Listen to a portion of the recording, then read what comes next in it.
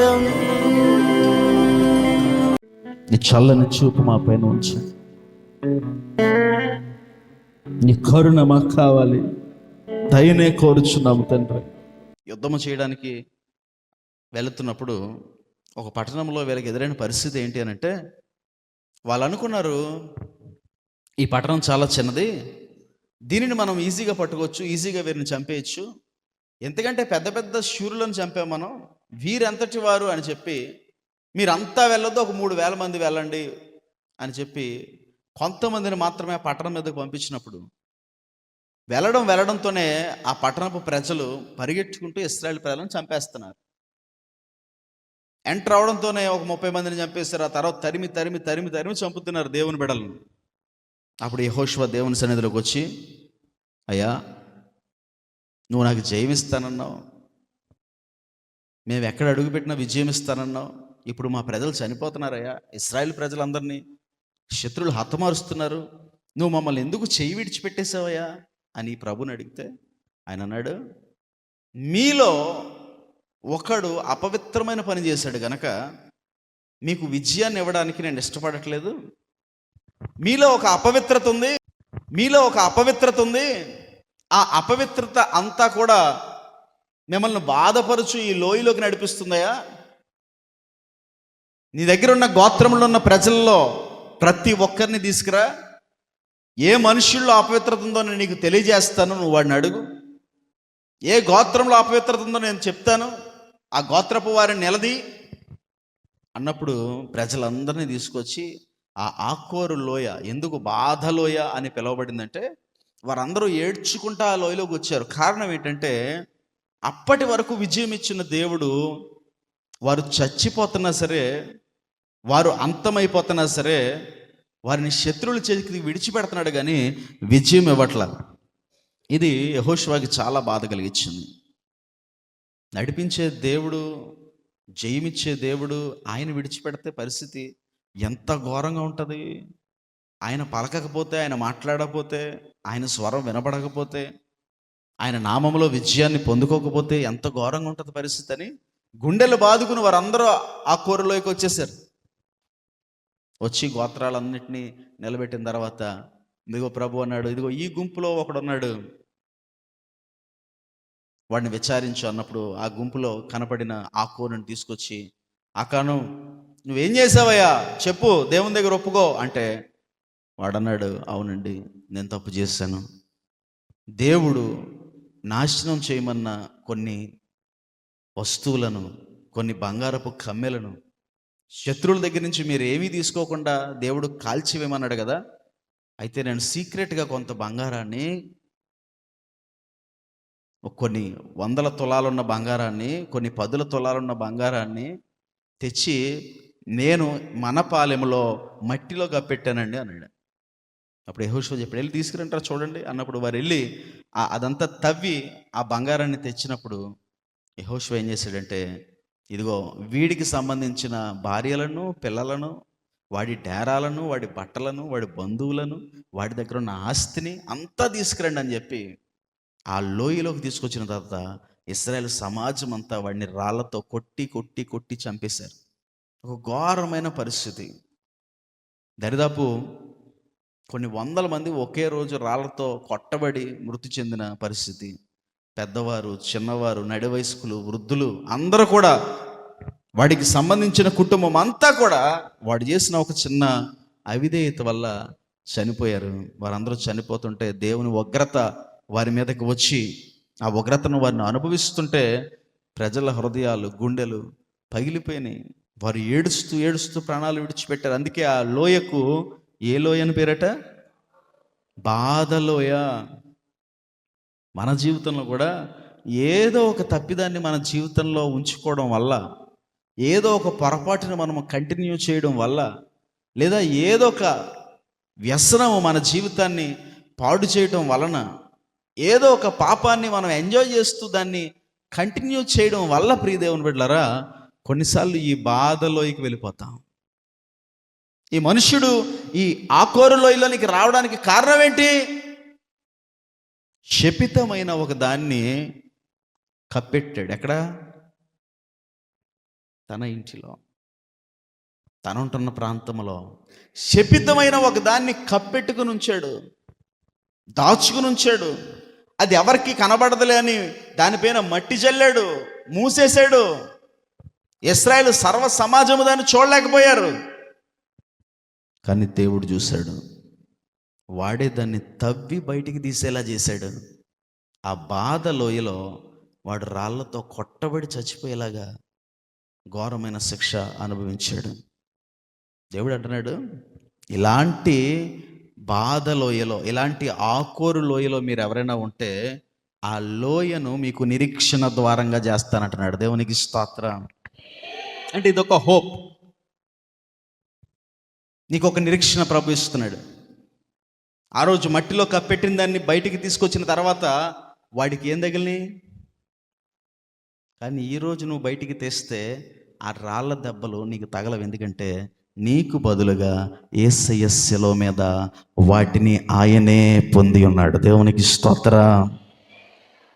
నీకు పడవలసిన శిక్ష శిలువ మీద ఆయన తీసేసుకున్నాడు కనుక నువ్వు దాని నుంచి తప్పించుకోవడం చేత నువ్వు కప్పెట్టిన దాన్ని బయటికి తీసి పెడితే, నా ప్రియకుమారుడా, దాని నిమిత్తమైన వెల నేను చెల్లించానని ఆ ఆకోరు లోయను నీకు నిరీక్షణ ద్వారంగా చేస్తాడు. దేవునికి స్తోత్రం. ఒకవేళ నువ్వు గనక అది దాచుకుని అలాగే ఉంటే, ప్రియ దేవుని బిడ్డ, ఒకవేళ నువ్వు దాన్ని అలాగా దాచి కంటిన్యూ చేస్తుంటే, నీ మీద రాళ్ళు పడకపోవచ్చు, నిన్నెవరో చంపకపోవచ్చు, కానీ జరిగే నష్టం ఏంటో తెలుసా? నువ్వు ఏ యుద్ధానికి వెళ్ళినా విజయం నీకు రాదు. నీ ఇంటి పక్షమున దేని కొరకు నువ్వు పోరాడినా, నీ కుటుంబ పక్షమున దేని కొరకు నువ్వు పోరాడినా, నీ జీవితంలో ఒక కార్యము జరగాలి, నీ భర్త జీవితంలో, నీ భార్య జీవితంలో, నీ బిడ్డల జీవితంలో ఒక కార్యము జరగాలి అని నువ్వు ఆశపడి ఏ ప్రయత్నం చేసినా విజయం ఇచ్చేవాడు దేవుడే గనక నీలో ఉన్న ఆ శపితమైన దాన్ని బట్టి, నువ్వు దాచిపెట్టిన ఆ శపితమైన దాన్ని బట్టి నీకు విజయము రాదు. రాళ్లతో కొట్టబడి చావకపోవచ్చు, ఎందుకంటే నీ శిక్ష ఆయన భరించేశాడు కదా. కానీ దానికంటే ఘోరమైంది ఏంటో తెలుసా? విజయము లేకపోవడం. ఏం లేకపోవడం? ఇలా ఎంతమందికి విజయం ఉంది? ఒక విషయం గురించి ప్రార్థన చేస్తున్నామండి, ఒక లోటు గురించి ప్రార్థన చేస్తున్నాం, ఒక లోయలో ఉండి ప్రార్థన చేస్తున్నాం, ఒక పరిస్థితితో మేము పోరాడుతున్నాం, ఒక అనారోగ్యంతో పోరాడుతున్నాం, విజయం రావట్లేదు అంటే నువ్వు ఏదైనా శపితమైనది దాచిపెట్టుకున్నావేమో నీ హృదయంలో, దాచిపెట్టుకున్నావేమో నీ ఇంటిలో, దాచిపెట్టుకున్నావేమో నీ ఫోన్లో, దాచిపెట్టుకున్నావేమో నీ జీవితంలో, నీ ఆలోచనలో, నీ మెదడులో దాచిపెట్టుకున్నావేమో.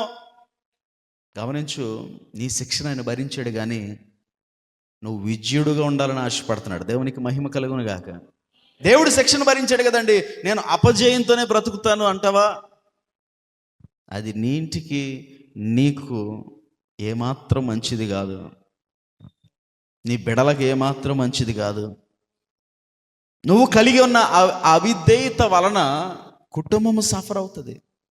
చాలామంది అంటారు, పాత్ర మొదన కొట్టివేయబడింది కదండి, తల్లిదండ్రుల పాపము, తల్లిదండ్రుల శాపము బిడల మీదకి రాదు కదండి, కాబట్టి నేను ఎలా బ్రతికినా నా బిడలు బాగుంటారండి. దేవుడు ఖచ్చితంగా నీ బిడల జీవితాన్ని బాగు చేస్తాడు. ఖచ్చితంగా నీ పాపాలు, నీ శాపాలు నీ బిడల మీద పడవు అని గమనించాలి. కానీ నువ్వు పాపములో ఉండడం వలన, శాపాన్ని దాచిపెట్టుకోవడం వలన ఖచ్చితంగా కుటుంబము సఫర్ అవుతానే ఉంటుంది. ఎలాగో చెప్తాను మీకు, వినండి. మన పాపం బిడ్డల మీద రాదు, కరెక్టే. నా వైపు చూడండి. ఒక మంచి కుటుంబం ఉంది, గవర్నమెంట్ జాబ్ చేసే ఒక భర్త ఉన్నాడు, నెలకి ₹1,00,000 సంపాదిస్తున్నాడు, బిడ్డలు బాగున్నారు. ఇప్పుడు ఆ భర్తకి త్రాగుడు వ్యసనం అలవాటైంది. ఏ వ్యసనం? త్రాగుడు వ్యసనం అలవాటైంది. వ్యసనం అలవాటు అవడంతోనే ఫ్రెండ్స్ చేరారు, వ్యభిచారం అలవాటైంది. తన జీతం అంతా ఏమైపోద్ది? కూర్చుని తింటే కొండైనా కరిగిపోద్ది కదా, జీతం అంతా ఏమైపోద్ది? కరిగిపోతూ ఉంది. తాగుతున్నాడు, వ్యభిచారం చేస్తున్నాడు, తాగుతున్నాడు, ఆరోగ్యం పాడైపోతూ ఉంది. ఇప్పుడు వాడికి వ్యసనం లేకముందు బిడలకు బట్టలు దొరికినట్టుగా అప్పుడు దొరుకుతాయా? అప్పుడు ఫీజు కట్టినట్టుగా అప్పుడు కట్టగలడా? అప్పుడు వారికి భోజనం పెట్టినట్టుగా ఇప్పుడు పెట్టగలరా? పెట్టగలడా? ఇప్పుడు వాడి యొక్క శపితమైన ఆ వ్యసనము, దాని యొక్క పర్యావసానము, ఎఫెక్ట్ ఎవరి మీద పడుతుంది? ఎవరి మీద పడుతుంది? చాలామంది ఆడపిల్లలకి ఈరోజు పెళ్ళిళ్ళు అవ్వకుండా ఉండిపోతున్నారు కొన్ని కారణాలతో. చాలా కారణాలు ఉన్నాయి, అందులో కొన్ని కారణాలు అంటే తెలుసా? అమ్మాయి మంచిదే, పిల్ల మంచిదే, కానీ ఎంక్వైరీ చేస్తారు ఎవరి గురించి? వాళ్ళ నాన్నాడు తాగుపోతండి, ఎక్కడ పడితే అక్కడ తాగేసి పడిపోతాడు, ఆడపిల్లకి మనం ఇవ్వడం ఏంటి పెళ్ళికి? వాళ్ళ అమ్మండి దాని పరిస్థితి బాగోదండి, వ్యభిచారంలో ఉంది, అక్రమ సంబంధంలో ఉంది, అదే అలాగుంటే దాని పిల్ల ఎలాగుంటుంది? వాళ్ళ అన్నయ్య అండి తిరిగిపోతాడు అన్నాడు, బయట తిరుగుతున్నాడు, వాళ్ళ కుటుంబం బ్యాక్గ్రౌండ్ మంచిది కాదండి. ఇప్పుడు ఎఫెక్ట్ ఎవరి మీద పడుతుంది? దేవుడు తీసుకురావట్లేదు శాపాన్ని, దేవుడు ఇవ్వట్లేదు పాపాన్ని, కానీ నువ్వు నీ చేతులారా నువ్వు చేస్తున్న పాపాల వల్ల నీ బిడ్డలు సఫర్ అవుతారు, నీ కుటుంబం సఫర్ అవుతుంది, ఊర్లో నీ యొక్క పరువు పోతుంది. నువ్వు దాచిపెట్టుకున్న ఆ పాపము బయట ఎవడ కనబడకపోవచ్చు, కానీ నువ్వు ఏ ప్రయత్నం చేసినా, నీ బిడ్డలు ఏ ప్రయత్నం చేసినా విజయము రాకుండానట్లు నువ్వు దాచిపెట్టి ఉన్న శపితమైనది అడ్డుపడుతుంటది. యెహోషువ అడిగాడు, ప్రభువా ఎందుకు విజయం ఇవ్వట్లేదయ్యా మాకు అంటే, దేవుడు స్పష్టంగా చెప్పాడు, మీలో ఒకడు శపితమైన దాన్ని దాచిపెట్టుకున్నాడు గనక మీరు విజయం పొందలేకపోతున్నారు. ముందు ఆడిని బయటికి తీసుకురండి, ఆ శపితమైన దాన్ని బయటికి పెట్టండి, వాటిని ఆ ఆకుకూర లోయలో కాల్చేయండి.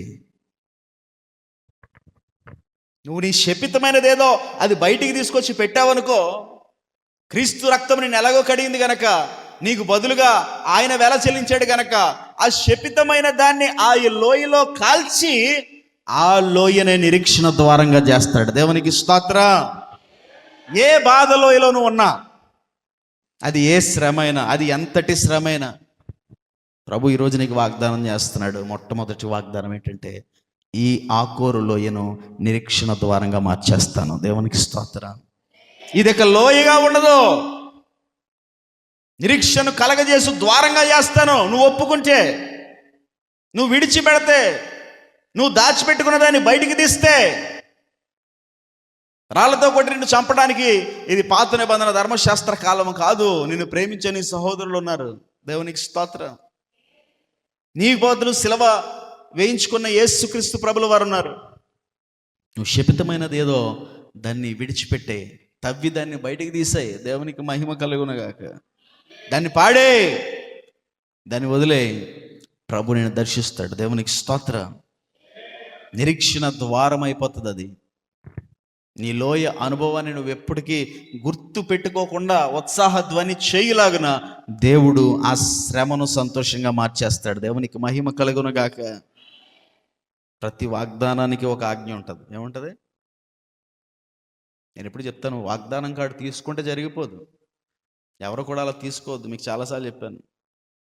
అంటే లాటరీ టికెట్ లాగా గర్రమని తిప్పి, మొన్న ఒక హీరోయిన్ ఎత్తుగలది మరియు అతని కాళ్ళకు రాగి కవచములు, అతని భుజములకు రాగి బల్లెం ఒకటి ఉండను. అతని ఈటె కర్ర నేతగాని ధోని అంత పెద్దది, మరియు అతని ఈటె కొన 600 తొలముల ఎత్తుగలది. ఒక డాలును మోయిచు అతని ముందర పోవుచుండను. అతడు నిలిచి ఇశ్రాయేలు దండువారిని పిలిచి, యుద్ధ పంక్తులు తీర్చుటకై మీరెందుకు బయలుదేరుచున్నారు? నేను ఫిలిష్తీయుని కాదా? మీరు సౌలు దాసులు కారా? మీ పక్షమున ఒకరిని ఏర్పరచుకుని అతనిని నా యొద్దకు పంపుడి. దేవునికి స్తోత్రం. 2 పర్వతముల మధ్యలో ఒక యుద్ధము చేసే ప్రదేశం అన్ని వారు కలిగి ఉన్నారు. అది ఒక లోయ ప్రదేశం. ఆ లోయ పేరేంటి? ఆ లోయ పేరేంటి? ఎలా చెప్పండి. ఇందాక లోయ పేరేంటి? ఇప్పుడు లోయ పేరేంటి? ఎలా. ఇందాక ఆకోరు అనగా శ్రమ అయితే, ఈ ఎలా అనగా భయం. ఏంటది? ఏ లోయ ఇది? భయం. ఇటు పర్వతం మీద 1000 మంది ఇశ్రాయేలు ప్రజలు ఉన్నారు, అటు పర్వతం మీద 100 మంది ఫిలిస్తీన్లు ఉన్నారు.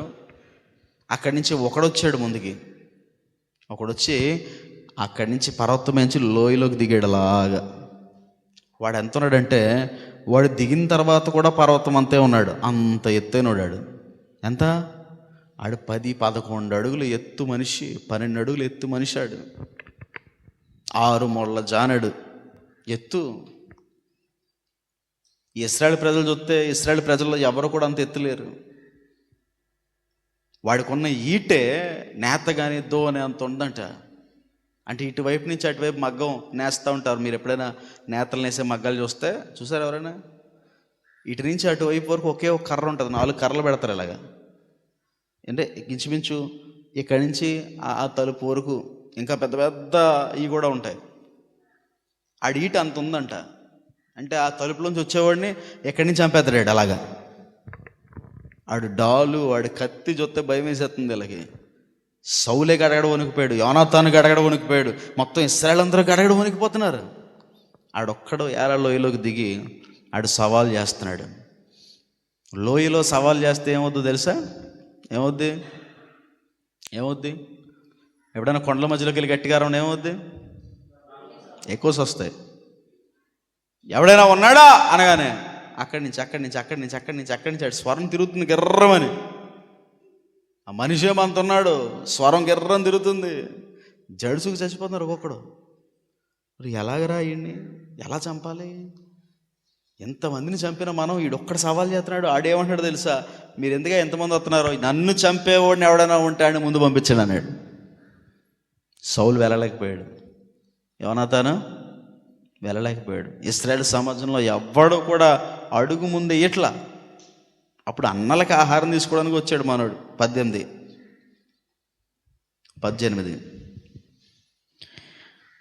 గడ్డలను తీసుకుని పోయి వారి సహస్రాధిపతికి ఇద్దుము, నీ సహోదరులు క్షేమంగా ఉన్నారో లేదో. సౌలు వారును ఇశ్రాయేలీయులందరూ ఏలాలోయలో ఫిలిష్తీయులు యుద్ధము చేయుచుండగా దావీదు ఉదయమున లేచి ఒక కాపరి గొర్రెలను అప్పగించి ఆ వస్తువులను తీసుకుని యెష్షయి ఆగించిన ప్రకారం ప్రయాణమైపోయి, అయితే అతడు కందకమునకు వచ్చినప్పుడు వారును వీరును పంక్తులుగా తిరిగి జయమని అరుచు యుద్ధముకు సాగుచుంటారు.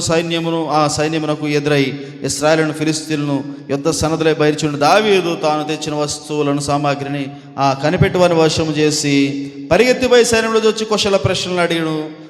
అతడు వారితో మాట్లాడుచుండగా గాతు ఫిలిష్తీయుడైన గొలియాతును శూరుడు ఫిలిష్తీయుల సైన్యం నుండి వచ్చి పై చెప్పిన మాటలు చొప్పున పలుకగా దావీదు వినెను. ఇశ్రాయేలులందరూ ఆ మనుషుని చూసి మిక్కిలి భయపడి వారి ఎదుటి నుండి పారిపోగా దావీదు వస్తున్నాడు జున్నిగడ్డలు తీసుకోవడానికి. అటు పర్వతం ఇటు పర్వతం ఉంది, మధ్యలో లోయలోంచి ఆ చివరి నుంచి దావీదుగా నడుచుకుంటా వస్తున్నాడు. వీళ్ళిద్దరూ యుద్ధం చేసుకుంటారు ఇప్పుడు అని చూస్తున్నాడు. దగ్గరికి వచ్చేసరికి అక్కడ ఉన్న వాళ్ళని అడుగుతున్నారు, ఏంటో ఇప్పుడు మరి ఎన్నింటికి ఫైట్? నేను జున్నిగడ్డలు తెచ్చాను, మా అన్నయ్యలకి ఇవ్వాలి.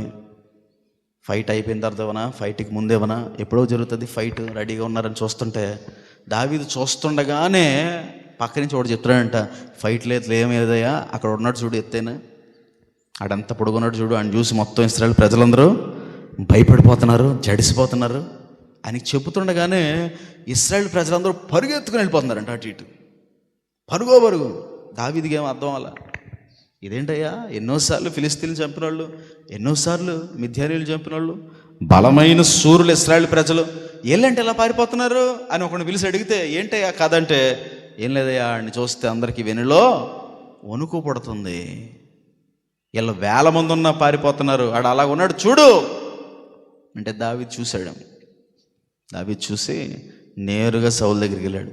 ఇలా అన్నాడు, నేను చంపుతాను అన్నాడు. దేవునికి స్తోత్రం. అది పిచ్చోడు, అందరూ పారిపోతుంటే నువ్వు ఈ హడావిడిలో నా టెంట్లోకి వచ్చి గొలియాతుని చంపుతావంటావేంటి?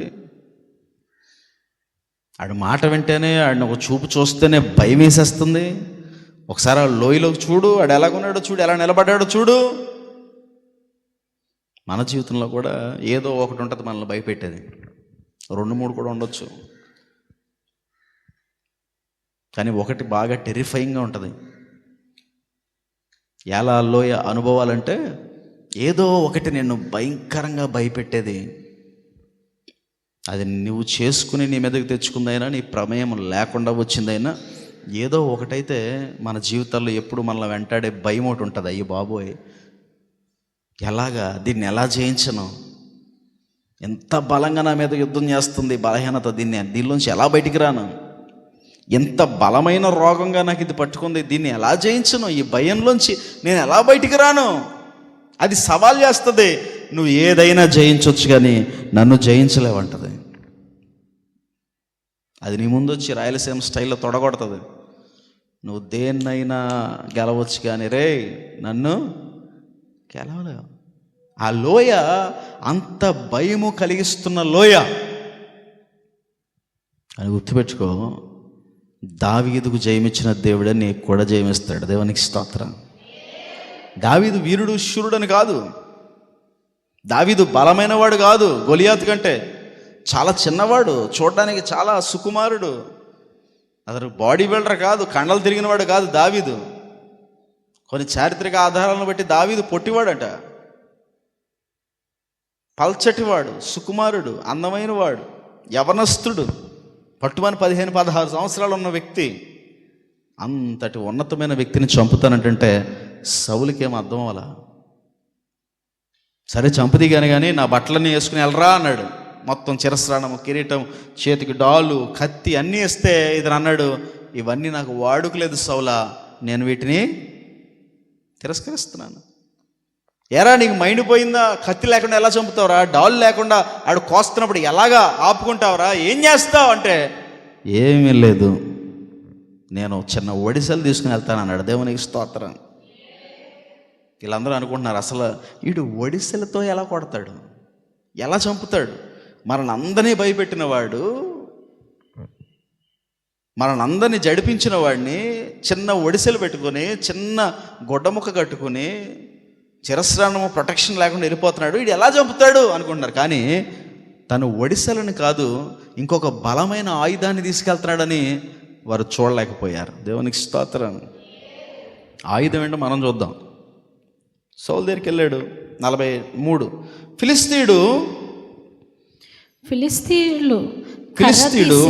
కర్ర తీసుకొని నీవు నా మీదకు వచ్చుచున్నావే, నేను కుక్కనా అని దావీదుతో చెప్పి తన దేవతల పేరట దావీదును శపించెను. నా దగ్గరికి రమ్ము, నీ మాంసమును ఆకాశ పక్షులకు భూమృగములకు ఇచ్చివేతునని ఆ ఫిలిస్తీయుడు దావీదుతో అనగా దావీదు నీవు కత్తెయు ఈటయు బల్లెము ధరించుకుని నా మీదకు వచ్చుచున్నావు. చాలు సౌలు ఇచ్చాడు కత్తె, ఈటె, బల్లెము. ఇతను ఏం చేశాడు? తిరస్కరించాడు. చిన్న ఒడిసెలతో వెళ్తున్నాడు, చిన్న కర్ర పట్టుకుని వెళ్తున్నాడు. అప్పుడు ఆడన్నాడు, రే కర్ర పట్టుకుని వస్తున్నాడు, ఏమన్నా కుక్కనా? నువ్వు అక్కడ ఉండగానే నేను నా ఈటతో చీల్చి నీ మాంసమును ఆకాశ పక్షులకి విసిరేస్తాను అంటే దాని అర్థం ఏంటంటే నీ దగ్గర రావక్కర్లేదురా, ఈటతో నిన్ను చీల్చి అలాగే అదే ఈటతో ఆకాశంలోకి నీ మాంసాన్ని ఒక్కొక్క పీసు ఎక్కడెత్తాను రా అంటున్నాడు గొలియాతు. అప్పుడు దావీదు అన్నాడు, నువ్వు కత్తితో, ఈటతో, బల్లెముతో నా మీదకి వస్తున్నావు, కానీ నువ్వు దేంతో అయితే నా మీదకి వస్తున్నావో వాటన్నిటిని నేను తిరస్కరించి వస్తున్నాను నీ మీదకి. దేవునికి స్తోత్రం.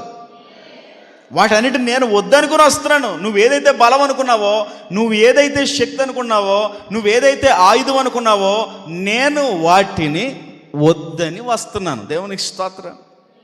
ఆయన ఏం తెస్తున్నాడు అనే తర్వాత యుద్ధానికి ఆయన ఏం తీసుకెళ్తున్నాడు అనేది వేరే విషయం. ముందు ఆయన ఏమొద్దనుకున్నాడో తెలుసుకోవాలి. ఆయన ఏమొద్దనుకున్నాడు? గొలియాతు ఏదైతే తనకు బలం అనుకున్నాడో దావీదు దాన్ని తిరస్కరించాడు. మీరు ఈ పాయింట్ని పట్టుకోవాలి. మీకున్న భయాలని, మీకు హడలెత్తిస్తున్న ఆ భయంకరమైన దెయ్యాన్ని, వ్యసనాన్ని, మీరు బయటికి రాలేను అనుకుంటున్నా, మిమ్మల్ని భయపెడుతున్న ఒక అంశాన్ని గెలవడానికి దేన్ని ఆయుధాలుగా చేసుకుంటున్నావో చాలా ప్రాముఖ్యం. ఒక ఎడిక్షన్ నుంచి బయటికి రావడానికి ఇదిగో యూట్యూబ్లో 100 మార్గాలు కనబడతాయి. ఇలా చేస్తే మీరు సిగరెట్ వదిలేయచ్చు, ఇలా చేస్తే మీరు మందు వదిలేయచ్చు, ఇదిగో ఈ ఎక్సర్సైజులు చేస్తే ఇందులోంచి బయటికి రావచ్చు, ఇదిగో రోజుకి ఇలా ధ్యానం చేస్తే దీనిలోంచి గెలవచ్చు. రకరకాల వేస్ ఈరోజు ఇంటర్నెట్లో కనబడుతున్నాయి. అవన్నీ ట్రై చేస్తాడు, కానీ ఏది వర్కౌట్ అవ్వదు. వాడు అన్నీ ట్రై చేస్తాడు. ఇదిగో పసర మందు, గోళీ నోట్లో వేసుకుంటే మందు మానేయచ్చు, వేసేసుకుంటాడు గోళీ. వారం రోజులు, నెల రోజులు మానేస్తాడు. మళ్ళీ ఇదిగో మనుషులు ఏదో చేస్తారు, లేదా ఏదో ఒక వేస్ కనపడుతున్నాయి, దారులు కనపడుతున్నాయి, ఆయుధాలని వాడితే నా జీవితంలో ఈ భయాన్ని పోగొట్టుకోగలనని రకరకాల ఆయుధాలు వాడుతూ ఉంటాం. కానీ దావీదు వాడిన ఒక ఆయుధాన్ని వాడి చూస్తే అసలైన విజయం ఏంటో తెలుస్తుంది. దేవునికి స్తోత్రం. మనుషులు నీకు చూపిస్తున్న మార్గాలన్నీ పక్కన పెట్టాలి. ఏం చేయాలి? చాలా సమస్యల్లో నేను రాత్రి కూడా ఒక సమస్య, ఆవిడ వచ్చి నన్ను పట్టుకొని ఏడుస్తాడు, నాన్న ఏం చేయాలన్నా, మరి ఈ సమస్యలో వీళ్ళ గురించి ఏం చేయాలన్నా, ఏదైనా దారి చెప్పండి అన్న. ఆయన అడుగుతున్నాడు, ఇది కాకుండా వేరే దారి ఏమన్నా ఉందా? నేనన్నాను, ఏమీ చేయొద్దండి, ఇది ఒక్కటి చేయండి అన్నాను. అదేంటో ఇప్పుడు మనం చూద్దాం. 46 45 దావీదు, నీవు కత్తియు ఈటయు బల్లెమును ధరించుకుని నా మీదకు వచ్చుచున్నావు. అయితే నీవు తిరస్కరించిన ఇశ్రాయేలు సైన్యముకు అధిపతియగు యెహోవా పేరట నేను నీ మీదకు వచ్చుచున్నాను. దేవునికి స్తోత్రం. దావీదు పట్టుకున్న ఆయుధం ఏంటో తెలుసా? ఏంటి? యెహోవా నామము. దేవునికి స్తోత్రం. మన దేవుని నామము అనగా మన దేవుడు మనకిచ్చిన అధికారము. నావే చూడండి, దేవుని నామమును ఉపయోగించుకోవడం అంటే ఏంటి? దేవుడు మనకిచ్చిన అధికారం. నేను ఇంతకుముందు కూడా చెప్పాను మనకి, ఏ పని కొరకైనా, ఏ భయములో అయినా దేవుని నామమును వాడి చూస్తే, దేవునికి స్తోత్రం, ఆ అధికారంను ఉపయోగిస్తే, ఆ అధికారంతో ఆ శత్రువుపైకి దండెత్తితే విజయం నీ సొంతం. దేవునికి స్తోత్రం. ఏదేదో చేయాలనుకుని, ఏదేదో ప్రయత్నాలు చేసి, ఏదేదో రకరకాలైన మార్గాలను చూసి, రకరకాలైన మందులు వాడి నీ భయాన్ని పోగొట్టుకోవడానికి ఎంత దూరం పరిగెట్టి ఎన్ని లక్షలు ఖర్చు పెట్టినా, ప్రియ దేవుని బిడ్డ, యెహోవా నామము ఇచ్చు ధైర్యము ఏ నామంలో ఉండదు. దేవునికి స్తోత్రం. మన ప్రభు నామంలో మనకు వచ్చే నిరీక్షణ, మనకు వచ్చే విడుదల, మనకు వచ్చే బలము ఏ మందులతో కూడా రాదు. దేవునికి స్తోత్రం. యేసు నామములో లే అన్నారంతే. పుట్టినప్పటి నుంచి కుంటివాడిగా ఉన్నవాడిని వాడు ఏం చేశాడంట? వాడు దిగ్గున లేచాడంట. దేవునికి మహిమ కలుగునుగాక. నీకు ఇచ్చుటకు వెండి బంగారములు మా యొద్దకు లేవు, మాకు కలిగి ఉన్నది నీకు ఇచ్చుచున్నాం. మరి కలిగి ఉన్నది ఏంటి? యేసు నామం. దేవునికి స్తోత్రం. మనమంతా కలిగి ఉన్నదేంటి? వృధాగా వాడతాం మనం యేసు నామాన్ని. ఏదైనా నవ్వు వచ్చిందనుకో, హే సయ్యా అంట. ఏదైనా బాధ వచ్చిందనుకో, ఏ సయ్యా. జోకులు వేసుకోవడానికి కూడా ఏసయ్యే. సరదాగా ఒకరిని తిట్టడానికి కూడా, ప్రభువా ఈ పాపిని క్షమించు. జోకులకి ప్రభునామే, నవ్వులకి ప్రభునామే, ఏడుపులకి వాడాల్సిన చోట వాడలేదు మనం. నీకు ఏ భయం ఉందో, ఎవడు నేను భయపెడుతున్నాడో వాడి ముందు నీ దేవుని నామాన్ని ఉపయోగించాలి. దేవునికి స్తోత్రం. నీ యేసు నామం నీకు ఇచ్చిన అధికారముతో వాడి ముందు నిలబడాలి. దావీదు అదే అంటున్నాడు, నువ్వు దేన్నైతే బలం అనుకుంటున్నావో నేను దాన్ని విడిచిపెట్టాను, నువ్వు దేన్నైతే తిరస్కరించావో ఆ దేవుని నామం పేరట నీ మీదకి వస్తున్నాను. దేవునికి స్తోత్రం. ఈరోజు లోకము తిరస్కరిస్తున్న యేసయ్య నామములో మనము లోకము ఎదుట నిలబడితే గొప్ప విజయాలు దేవుడు మనకిస్తాడు. మనం పారిపోతే జీవం లేని వాటిని నమ్ముకున్న వాడు ధైర్యంగా నిలబడి దేవుని బిడలు నిలబడకపోతే, దేవుని బిడలో నువ్వు కొట్టినా చంపినా ఏం చేసినా నేను నా దేవుణ్ణి విడిచి పెట్టను. దేవునికి స్తోత్రం. నువ్వు నన్ను ఎంత భయపెట్టినా తొదకు విజయము నాదే. దేవునికి మహిమ కలుగునుగాక. ఇశ్రాయేలు సమాజం అంతా బయటపడినా ఇతను ఒక్కడు మాత్రం దేవుని నామం పేరట నేను వస్తున్నాను. ఇతనికి ఎంత విశ్వాసం అంటే, అతను అన్నాడు చూడండి, 46. ఈ దినమున యెహోవా నిన్ను నా చేతికి అప్పగించును యెహోవా నిన్ను నా చేతికి అప్పగించును. నేను నిన్ను చంపి నీ తల తెగవేతును నీ తల తెగవేతును. తెగవేతును. దేవునికి స్తోత్రం. ఫ్యూచర్ అంతా ఆడికి చెప్తున్నాడు, వివరిస్తున్నాడు. అంటే ఆడిని ఎలా చంపుతాడు, ఆడిని ఎలాగా తల నరుకుతాడు, ఎలా కోస్తాడు, అన్నీ ఆడికే చెప్తున్నాడు ముందు, గొలియాతుకే. నిన్ను భయపెడుతున్న ఆ వ్యసనంతో, శ్రమతో, బలహీనతతో, ఆ అపవాది తలంపులతో యేసు నామమెత్తి ఇలా చెప్పాలి. దేవునికి స్తోత్రం. అది ఏ వ్యసనమైనా, నిన్ను భయపెడుతుంది ఏదైనా, ఇదిగో నన్ను భయపెడుతున్న పలానా వ్యసనమా, నా దేవుని నామములో నేను నిన్ను జయిస్తున్నాను. దేవునికి స్తోత్రం. నా దేవుని నామములో నేను నిన్ను చంపుతున్నాను. నా దేవుని నామములో నీ పైన విజయము సాధిస్తున్నాను. దేవునికి మహిమ కలుగునుగాక. ఎప్పుడైతే ఇలా నువ్వు చెప్పగలిగావో, గొలియాతు లాంటి పెద్ద పెద్ద భయాలైనా సరే నీ ముందు చాలా సింపుల్గా ఓడిపోతాయి.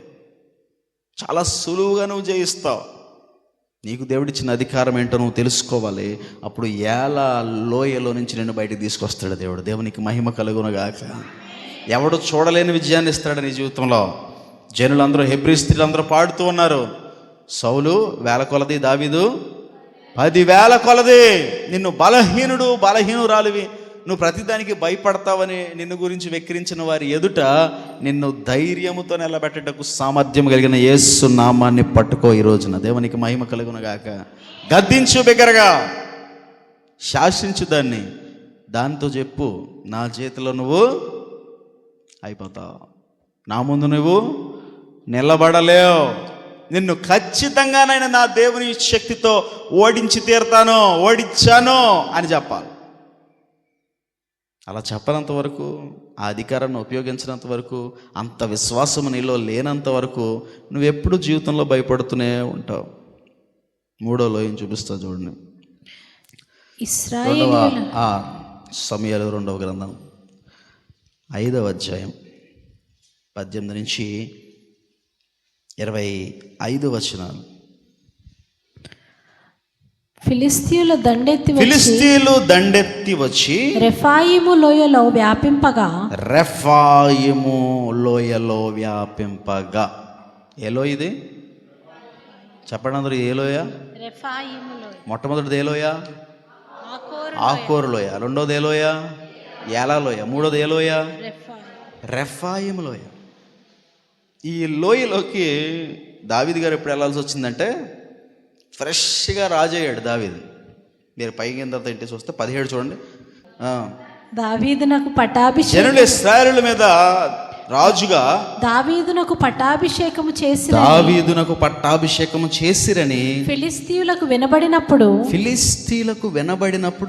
దావీదును పట్టుకొనుటకై ఫిలిష్తీయులందరూ వచ్చిరి. నా వైపు చూడండి.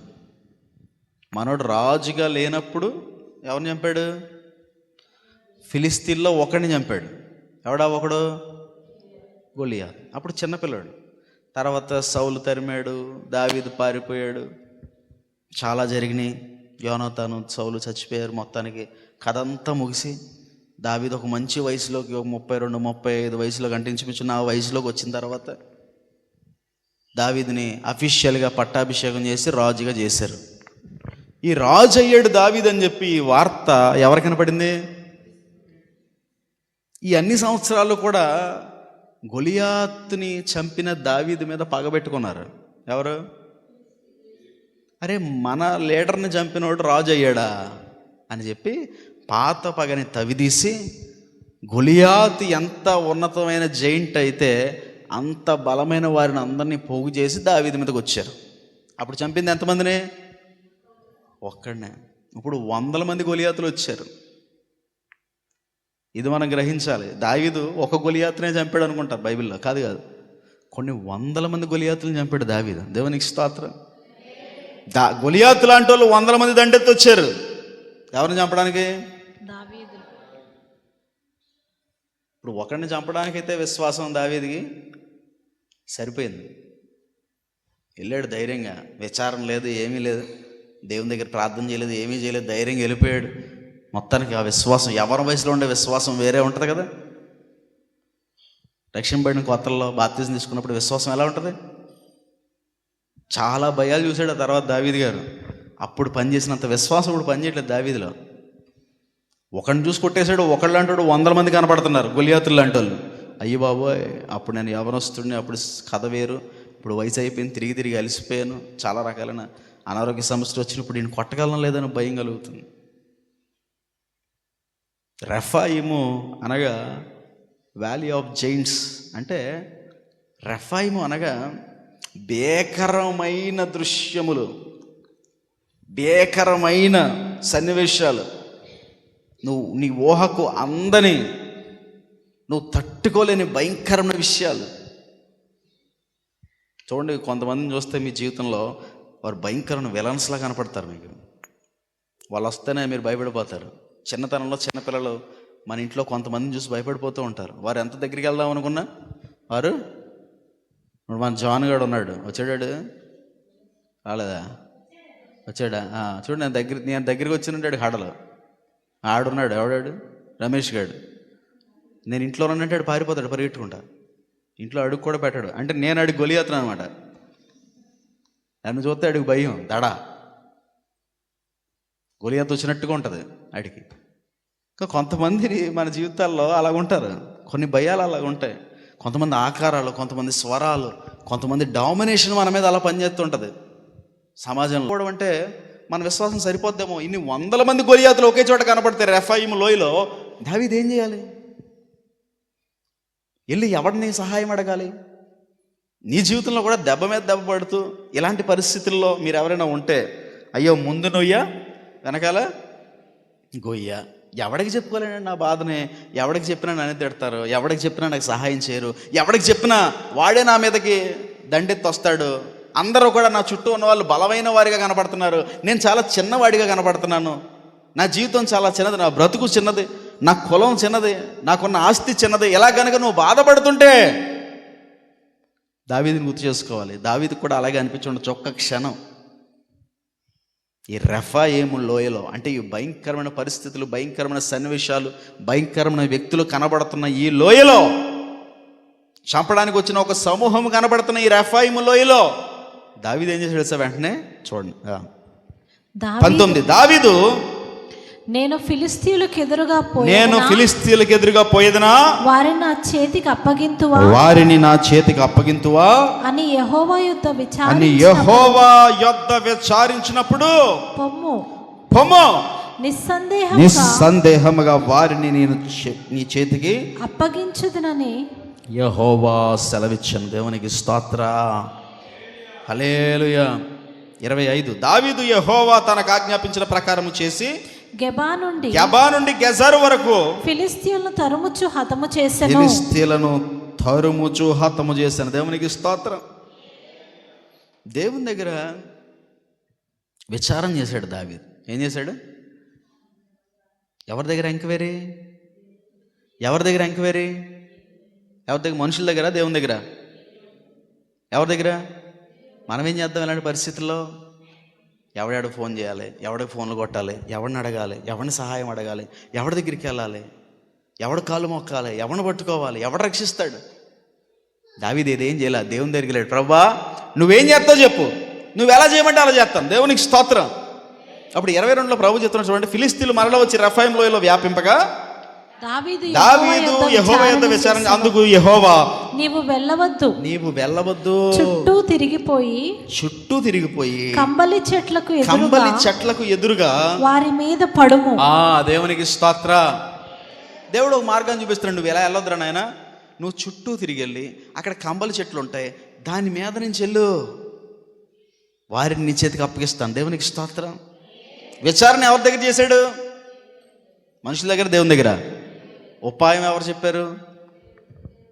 ఏం చేస్తానో ఎవరు చెప్పారు? హల్లెలూయా. కనుక ప్రియ దేవుని బిడ్డలారా, ఇలాంటి శూరులు, ఇలాంటి బలవంతులు ఎంతమంది వచ్చి ముందు కనబడినా దేవుని దగ్గర విచారణ చేయడం నేర్చుకో. దేవునికి స్తోత్రం. ప్రార్థించి దేవుణ్ణి అడుగు, ప్రభువా ఏం చేయమంటావు, నువ్వేం చేయబోతున్నావు? స్పష్టంగా మాట్లాడతాడు. దేవునికి స్తోత్రం. ఎలా మాట్లాడతాడు అంటావా? నేను చాలాసార్లు మీకు చెప్పాను, దేవుడు స్వరంతో మాట్లాడతాడు, దర్శనంతో మాట్లాడతాడు. ఆయన మాట్లాడే అన్ని విధానాల్లోకి కూడా శ్రేష్టమైన విధానం ఏంటి? నువ్వు స్వరం విన్నా సరే, దర్శనం చూసినా సరే, అన్నిటికంటే శ్రేష్టమైన మార్గం దేవుడు మాట్లాడేది దేంతో అంటే వాక్యాన్ని చదువు, దేవుని స్వరం విను, ఆత్మని ఏం ప్రేరేపిస్తుందో విను, పట్టుకో వాక్యాన్ని చదువు చదువు చదువు. దేవునికి స్తోత్రం. ధ్యానం చేయి. ప్రభు నువ్వేం చేయాలో ఆయన ఏం చేస్తాడో చెప్తాడు. రెఫాయిము లోయలో నీకు విజయం ఇస్తాడు. దేవునికి మహిమ కలుగునుగాక. ఆమేన్. ఇంకొక 4 లోయలు ఉన్నాయి, చెప్పనా ముగించేనా? వచ్చే వారం చెప్పుకుందామా? ఆకలితన స్తోత్రం చెప్పండి. ఎవరికి ఇట్లేదా? వింటారా? ఇంకో 4 టకటగా చెప్పేసుకుందామా? 3 లోయలు చెప్పాను. మొట్టమొదటిది ఏంటి? ఆకోర్. రెండవది, మూడవది రెఫాయిము. 4వది చెప్తాను చూడండి. కీర్తన గ్రంథం 84. కీర్తన గ్రంథం 84.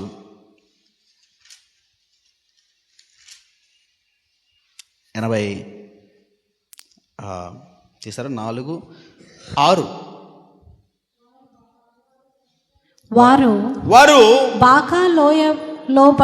వారు బాకా లోయలో పడి వెళ్ళుచు దానిని జలమయముగా చేయుదురు. తొలకరి వాన దానిని దీవెనలతో కప్పును. దేవునికి మహిమ కలుగునుగాక. ఏలోయ చెప్పండి. ఏలోయ బాకాలోయ చెప్పండి. బాకాలోయ అనండి అందరూ. ఏలోయ బాకా అనగా వీపింగ్ అంటే ఏడుపు, కన్నీళ్ళు. ఏంటి బాకా అనగా? ఇది ఏలోయ కన్నీటిలో. దీనికి ఒక హిస్టరీ ఉంది. ఇశ్రాయేల్ ప్రజల్ని దేవుడు ఆజ్ఞాపించాడు. ద్వితీయోపదేశకాండం 11-12 ఇంటికి అందరు చదవండి. దేవుడు ఆజ్ఞాపించాడు ఏమనంటే, మీరు ఏటా మీ సమాజంలో పురుషులందరూ కూడా నాకు దహన బలి అర్పించుటకు సియోనుకు రావాలి. దేవునికి మహిమ కలుగునుగాక. ఎక్కడికి రావాలి? మీరు ఎక్కడికి ఉన్నా అక్కడికి రావాలి. సియోనుకు వెళ్ళాలంటే ఇశ్రాయేలు ప్రాంతానికి చుట్టూ ఎక్కడున్నా సరే ఈ బాకా అనే లోయను దాటుకుని వెళ్ళాలి. వీరు బలి నర్పించడానికి ఈ మేకలను, ఈ గొర్రెలను, మచ్చలు లేని వాటిని తీసుకుని వెళ్ళేవారు. ఆ బాకా లోయ గుండా వెళ్తున్నప్పుడు ఈ లోయలో పడిన గుంటలు ఏవైతే ఉన్నాయో ఆ గుంటలన్నీ కూడా ఈ పైనుంచి కొండ చెరువుల నుంచి ఆ మధ్యలోంచి వచ్చే ఆ చిన్న సెలయేరు అంటారా, దాన్ని ఏమంటారు? కొండల మధ్యలోంచి పడతాయి సన్నగా వాటర్ ఫాల్స్ లాగా. అవన్నీ నిండి పెద్ద పెద్ద గుంటలన్నీ కూడా నీటితో నింపబడిపోయాయి. ఈ గొర్రెలను అందులోంచి తీసుకెళ్ళాలి. గుంటల్లోంచి ఆ నీటిలో నుంచి వీరు ఆ నీటిలోకి దిగి వీరు ఈ గొర్రెలను పైకి ఎత్తుకుని, ఎందుకంటే ఈ గొర్రె ఏదైతే ఉందో దానికి దేవుడు ఏం చెప్పాడు? దానికి మచ్చ కానీ దానికి చిన్న గాయం కూడా తగలకూడదు. ఏం తగలకూడదు? అక్కడ తీసుకెళ్ళక ఎంత కష్టపడి ఎంత దూరం నుంచి ఈ లోయలో పడి ఆ గొర్రెను తీసుకెళ్ళిన తర్వాత యాజకుడు ఏం చేస్తాడంటే ఆ గొర్రెని 2 వారాల క్రితం ఉన్నారు కదా వాక్యం క్లియర్గా. ఏం చేస్తాడు? చెక్ చేయాలి. దాన్ని ఏం చేయాలి? యాజకుడు ఏం చేయాలి? కన్ఫర్మ్ చేయాలి దాన్ని. ఏం చూస్తాడు యాజకుడు? గొర్రెంతా చూస్తాడు. ఎక్కడైనా చిన్న గాయం ఉందా? ఒకవేళ ఏలు చివర అలా తెగి రక్తం బయటకు వస్తున్నా యాజకుడు ఏమంటాడు? ఇది బలికి. ఇప్పుడు ఈ బాకా లోయలో బలి ఇవ్వడానికి వీళ్ళు వెళ్ళినప్పుడు కొండ చీరలు విరిగి పడుతుంటే, గుంటలు పడిపోయి నీళ్ళతో నింపిపోయి ఉంటే వీళ్ళ పరిస్థితి ఏంటో తెలుసా?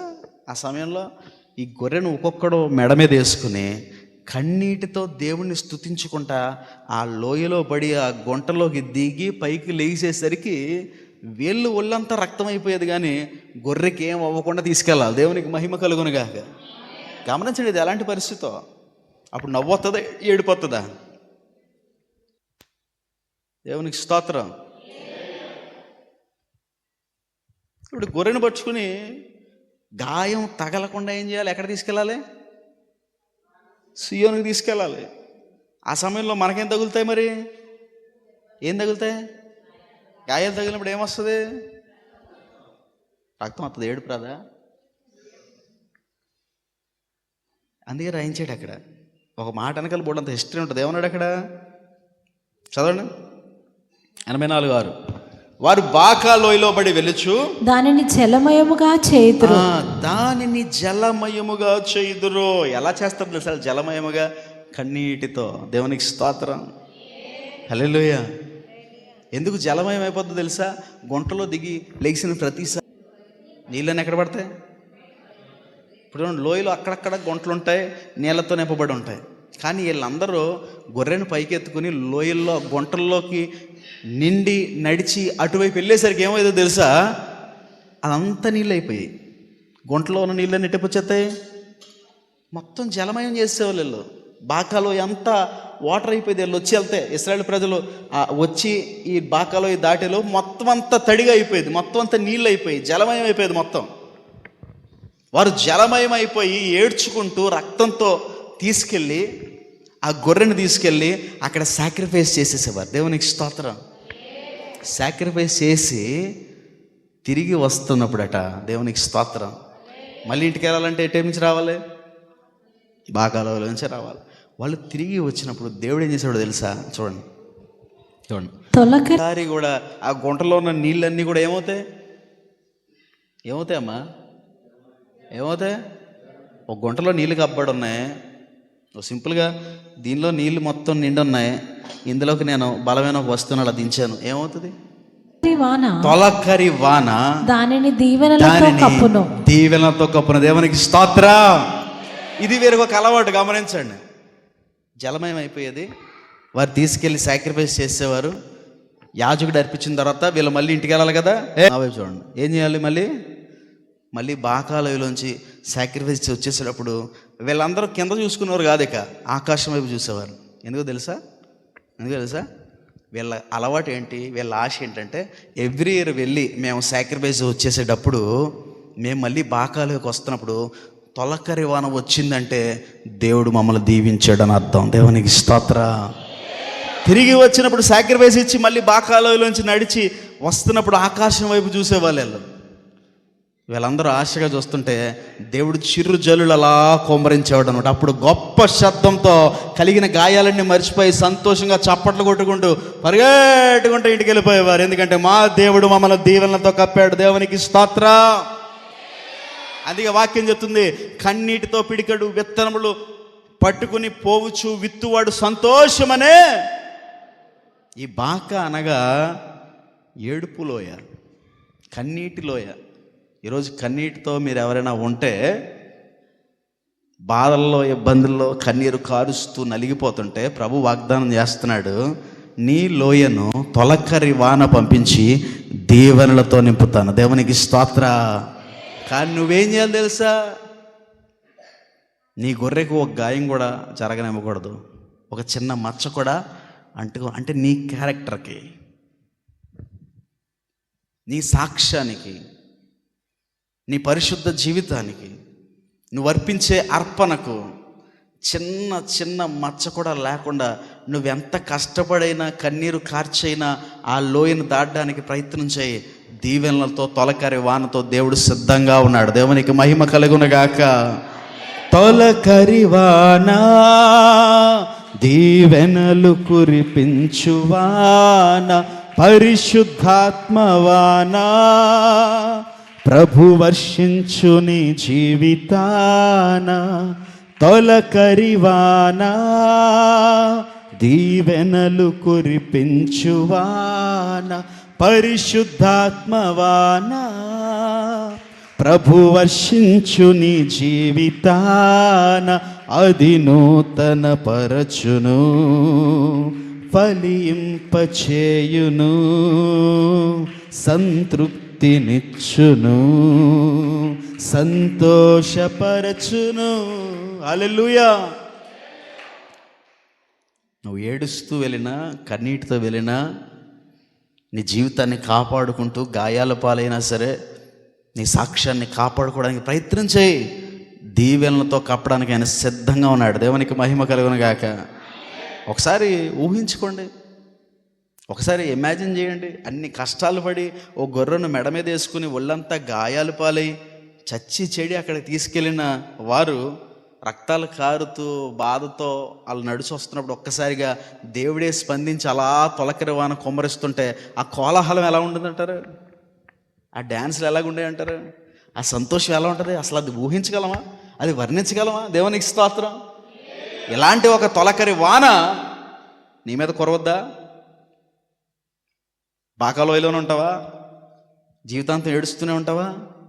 దానికి ఒక రెస్పాన్స్ దేవుని దగ్గర నుంచి వద్దా?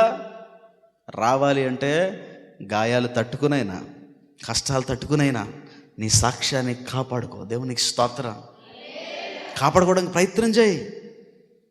నీ విరిగి నలిగిన హృదయాన్ని కాపాడుకో. అప్పుడైతే వారిని గొర్రె నర్పించారు వారు. కానీ దావీదు అంటున్నాడు, బలియు అర్పణయు కోరవు నీవు, కోరి నీడలను అర్పించదును, విరిగి నలిగిన మనస్సే నీకిష్టమైన బలి. దేవునికి స్తోత్రం. అటు నీ సోల్ కావాలి, ఆయనకి నీ మనస్సు కావాలి, నీ సాక్ష్యం కావాలి, నీ సమర్పణ కావాలి. దాన్ని అర్పించు దేవునికి. ఎంత కష్టమైనా, నా తండ్రి ఇదిగో ఇలాంటి పరిస్థితుల్లో నా దేవా నీ కొరకు నిలబడ్డానయ్యా, నన్ను నిలబెట్టావయ్యా అని చెప్పు. నువ్వు నిలబడిన ప్రతిసారి తొలకరి వాన. ఇది ఎప్పుడు జరుగుతుందో తెలుసా? ఇది సంవత్సరానికి 3 సార్లు. దేవునికి స్తోత్రం. ఒకవేళ ఏదైనా ఒకసారి వాన కురవలేదు అంటే వారి మనసు ఎంత నలిగిపోయేదో. కారణం ఏంటో తెలుసా? ఆ గుంపులో ఎవడో ఒకడు గొర్రెను కాపాడలేకపోయాడు, ఎవడో ఒకడు విశ్వాసం నిలబెట్టుకోలేకపోయాడు. ఈరోజు ప్రభు నీతో మాట్లాడుతున్నాడు. నువ్వు బాకా లోయలో ఉంటే, ఏడుపుల లోయలో ఉంటే దేవుడు నీకు వాగ్దానం చేస్తున్నాడు. తొలకరి వానను కుమ్మరించి దీవెనలతో నిన్ను కప్పేస్తా అంటున్నాడు. దేవునికి మహిమ కలుగునుగాక. విశ్వాసంతో నీ సాక్ష్యాన్ని కాపాడుకో. వెన్ను తిరిగి వెళ్ళొద్దు. అందులో కొంతమంది ఈ గొర్రెను మోయలేకపోతున్నారా బాబు, ఈ గుంటలు దాటలేకపోతున్నామని కొంతమంది వెనుదిరిగి వెళ్ళిపోయారు మధ్యలోనే. వాళ్ళు ఏమి మిస్ అయ్యేవారు? తొలకరి వాన. ఓ 10 గుంటలు దాటిన తర్వాత, అమ్మో ఈ గొర్రె నా వల్ల అవ్వట్లేదు, ఈ భారం నా వల్ల అవ్వట్లేదు, ఈ రక్తం నా వల్ల అవ్వట్లేదు, ఈ గాయాలు దాటేయడం కాదు. సేవకుడు ఆమోదించేదాకా, తొలకరి వాన నీ మీద పడేదాకా, దేవుని దొరికే వరకు నువ్వు ప్రయాసపడాలి. దేవునికి స్తోత్రం. 4-5 గుంటలు దాటేసి 4-5 విజయాలు పొందేసుకున్న తర్వాత అయిపోయి నేను ఇంకేమి చేయక్కర్లేదు, నేను దేవుని కోసం చాలా ఓడబొడిస్తాను అనుకుంటే నీ విశ్వాసాన్ని దేవుడు చూస్తాడు. ప్రతి అడుగు గమనిస్తాడు. నువ్వు ఒక 10 దాటితే 11 దగ్గర నువ్వు పడిపోతుంటే లేవనెత్తుతాడు. దేవునికి స్తోత్రం. ఓ 4 దాటేసిన తర్వాత అవ్వాలి కాదని వెనకెళ్ళిపోతే, నేను దాటలేని ప్రభువా అని విశ్వాసాన్ని విడిచిపెడితే పడిపోవడం తప్పు కాదు, పడిపోయి అక్కడ ఉండిపోవడమే తప్పు. లెగిసి మళ్ళీ ముందుకెళ్ళాలి తప్ప వెనక్కి తిరగకూడదు. దేవునికి మహిమ కలుగునుగాక. నాగడిపైన చేయి పెట్టి వెనక్కి తోటి తిరుగువాడు నాకు పాత్రుడు కాదు. అమ్మో ఈ ప్రార్థన నా వల్ల అవదండి. మన సంఘంలోకి 3 మంది వచ్చారు. నేను అందులో మేజర్ కారణం తెలుసా? అయ్యి బాబోయ్, ఆ బయనపల్లి ప్రార్థన ఏంటండి, అంతసేపు వాక్యం ఏంటండి, అంతసేపు ప్రార్థన ఏంటండి, అంతసేపు పాటలు ఏంటండి, అంతసేపు రాత్రి అంతా. మరి వచ్చినప్పుడు ప్రాణం ఇచ్చేస్తానని వచ్చావు దేవుడి కోసం. అయ్యి బాబా పాస్టర్ గారు తిట్టేస్తాడండి, ఆ పాస్టర్ గారు అరిసేస్తాడండి. మరి అరుపులే తట్టుకోలేడు, తిట్లే తట్టుకోలేడు, ప్రాణం ఇచ్చేస్తావా? ప్రాణం ఇచ్చేస్తావా? ఆ పాస్టర్ గారు అండి అందరిలో తిట్టేస్తాడండి, మాకు ఎంత తల కొట్టేసినట్టు ఉంటుందండి.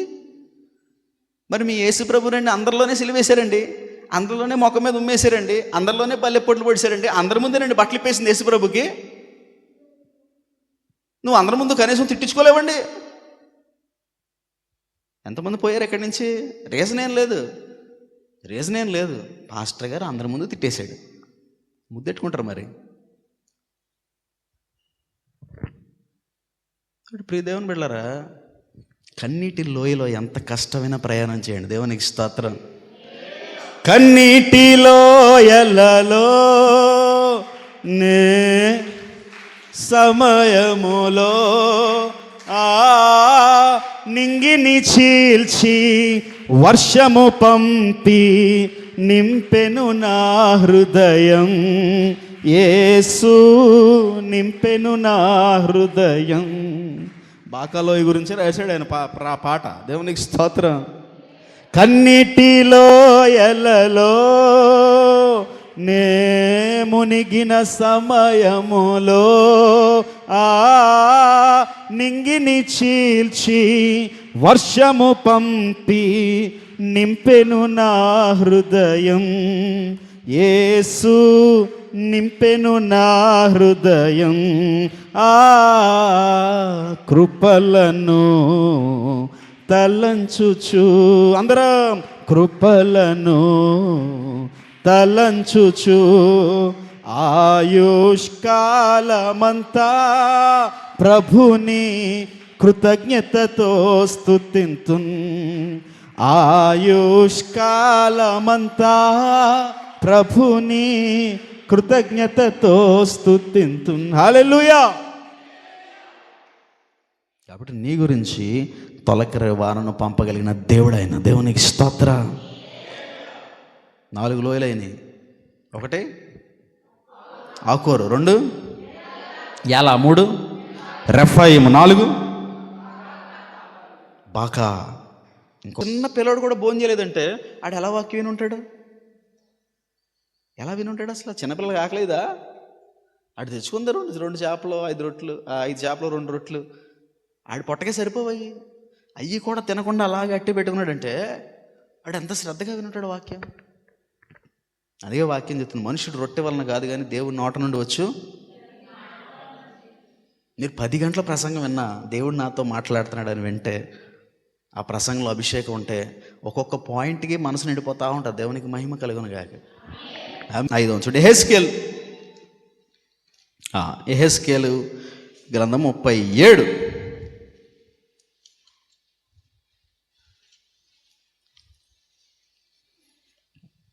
మొదటి వచనం నుంచి చదువుదాం. యెహోవా హస్తం నా మీదకి వచ్చెను, నేను ఆత్మవశుడనై ఉండగా యెహోవా నన్ను తోడుకొని పోయి ఎముకలతో నిండి ఉన్న యొక్క లోయలో నన్ను దింపెను. వ్యాలీ ఆఫ్ డ్రై బోన్స్ అంటే ఎముకల లోయ. ఇది ఏ లోయ? ఎముకల లోయ. ఏ లోయ ఇది? ఉత్తి ఎముకల లోయ కాదు, ఇది ఎండిన ఎముకల లోయ. ఏ లోయ? ఎండిన ఎముకలన్నీయు తిరిగి చేయు ప్రభు, ఎండిన ఎముకలన్నీయు నాలో జీవింపచేయు ప్రభు. నన్ను తోడుకొని పోయి ఎముకలతో నిండి ఉన్న ఒక లోయలో నన్ను దింపెను. ఆయన వాటి మధ్య నన్ను ఇటు అటు నడిపించుచుండగా ఎముకల అనేకములు ఆ లోయలో కనబడెను. అవి కేవలము ఎండిపోయినవి. ఆయన నరపుత్రుడా. చాలు. ఈ లోయ ఎలాంటి లోయ అంట? ఎలా ఎండిపోయినాయి అంటాయి? ఎలా ఎండిపోయినాయి? అసలు జీవము లేనట్టుగా. ఇప్పుడు చచ్చిపోయి మీరందరూ ఎముకల సమూహం లోయ అది. అంటే ఇది ఎలాంటి పరిస్థితి అంటే, ఇది నిరీక్షణ లేని లోయ, నిరీక్షణ ఏమాత్రం కనిపించని లోయ. ఇది ఎలాంటి లోయ? Hopeless valley. కొంతమంది పరిస్థితులు ఇలాగ ఉంటాయి. అసలు ఇక నిరీక్షణకు ఆధారమే ఆ లోయలో ఇతన్ని అటు ఇటు నడిపించాడంట ప్రభు. మనల్ని కూడా అలాంటి లోయలో తిప్పుతాడు. ఇది మీరు అర్థం చేసుకోవాల్సిన పాయింట్. ఇది దేవుడు నమ్ముకుని ఇన్ని సంవత్సరాలు అయింది, ఇన్ని రోజులైంది, బాప్తిసం తీసుకుని ఇన్ని సంవత్సరాలు అయింది, దేవుడు అంటే విశ్వాసం ఉంది, కానీ నేను ఎటు చూసినా ఏ హోప్ కనపట్లేదే. నేను బాగుపడతానని కానీ, నా జీవితంలో కార్యం జరుగుతుందని కానీ, నా అప్పు తీరుతుందని కానీ, నా రోగం పోతుందని కానీ, నా జీవితంలో ఒక శుభకార్యం జరుగుతుందని కానీ, నా భర్త మారతాడని కానీ ఏ ఆశ కనపట్లేదే అన్నట్టుగా కొన్ని పరిస్థితులు ఉంటాయి. కానీ గుర్తుపెట్టుకో, ఆ పరిస్థితిలో నిన్ను అటు ఇటు తిప్పుతుంది ఎవరు తిప్పుతున్నాడండి ఆయన్ని? ఆ లోయలోకి దింపినోడు ఎవరు దింపాడు? ఆ లోయలోకి అటు ఇటు తిప్పినోడు ఎవడు? తిప్పుతున్నాడు అటు ఇటు. ఏ లోయలో? ఎటు చూసినా ఎముకలే, ఎటు చూసినా పుర్రెలే. ఎలా ఉంటుంది పరిస్థితి? అసలే లోయ, లోపలంతా ఎముకలు పుర్రెలు చూస్తూ ఉన్నాడు. ఇక్కడ ఏం అర్థం అవ్వలేదు. ఎందుకు దేవుడు నన్ను ఇందులో దింపాడు? నీ జీవితంలో కూడా నువ్వు అనుకోవచ్చు, ప్రభుని నమ్ముకున్నందుకు నాకేమొచ్చింది? అటు చూస్తే పురి కనపడుతుంది అప్పు, ఇటు చూస్తే ఎముక కనపడుతుంది, ఇటు కాలు ఎముక కనపడుతుంది, ఇటు మెడ ఎముక కనపడుతుంది, ఇటు వెనుపోసు కనపడుతుంది. దేనిలోనూ జీవం లేదు. నా భర్త అలాగైపోయాడు, నా భార్య ఎలాగైపోయింది, నా కుటుంబం అలా అయిపోయింది. అప్పులు, శ్రమలు, ఇబ్బందులు, రోగాలు అన్నీ నా మీదకే పడుతున్నాయి. అసలు ఎటు చూసినా ఏ నిరీక్షణ, ఆశ కనబట్లేదు. ఇది ఎండిన ఎముకల లోయ. గమనించు, ఈ లోయలోకి దింపినవాడు ఆయనే. దేవునికి స్తోత్రం. ఈ లోయలో నిన్ను తిప్పుతున్నవాడు కూడా ఆయనే. బాగా వినాలి. అదేంటండి, దేవుడు ఎంత భయంకరమైన పరిస్థితుల్లో నన్ను తిప్పుతాడు. కారణం ఏంటి? వెనకాల చాలా బలమైన కారణం ఉంది. చూడండి ముందుకెళ్దా. 3, ఆయన నరపుత్రుడా, ఎండిపోయిన ఎముకలు బ్రతకగలవా అని నన్ను అడుగగా ప్రభువా యెహోవా అది నీకే తెలియనని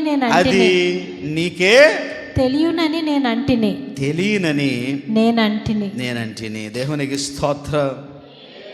అందులో తిప్పి ఇప్పుడు దేవుడు అంటున్నాడు, రే ఈ ఎముకల్లోకి జీవం వస్తుందా? అప్పుడు యెహోషువ ఏమన్నాడు? ప్రభువా అది నీకే.